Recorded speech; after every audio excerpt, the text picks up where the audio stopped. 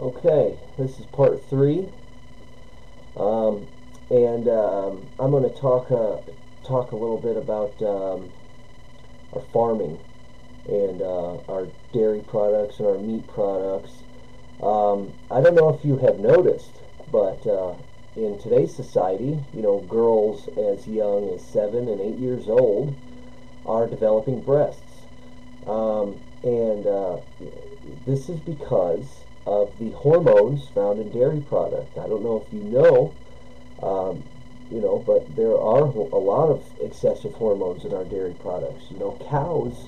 Were never meant to, cows were meant to roam around on pastures, eat grass until they're big enough to slaughter.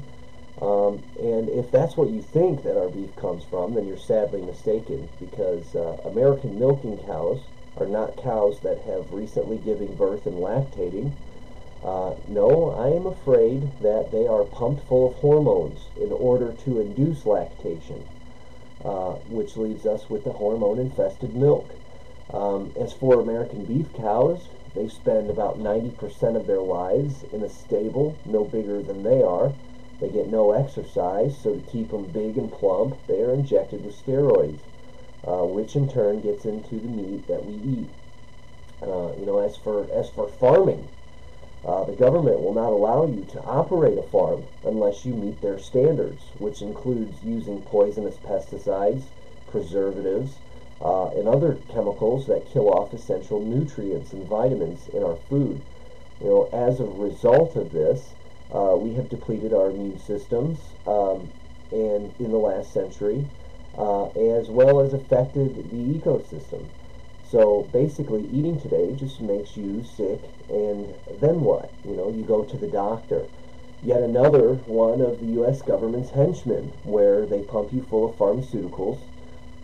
Now, my fiance is diabetic, and I would never tell her not to take her insulin because insulin is a natural substance that her body lacks. But people who take damaging pain medication, antidepressants, are actually technically doing more harm than good. I used to work in natural medicine, and I had customers that were 90 plus years old and all healthy. And they all say the same thing. I don't take pharmaceuticals, I take my vitamins. Or my friend was so healthy until the doctor started making her take this medicine, and she got worse and worse. I have never known a person to I have never known a person to live longer than 75 after taking doctor's prescriptions. Did you know that every time that you take a Vicodin, a fraction of it stores in your liver, and over time it eats away your liver?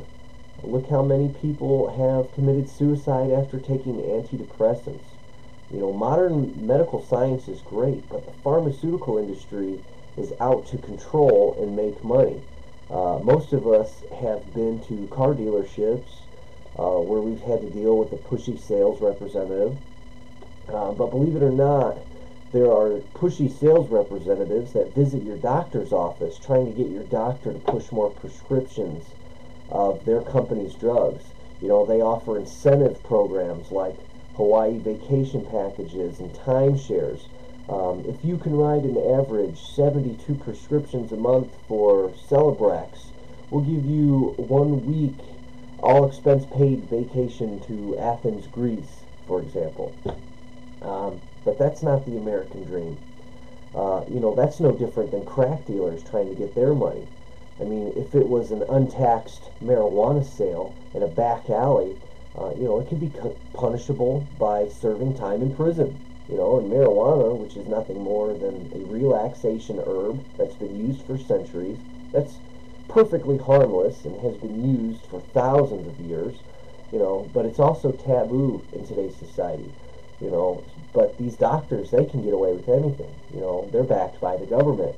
This is the world that we live in. And I hope you learned something, and I hope that you keep coming back, because I feel it's my duty and my responsibility to help educate and help people out there to make a change.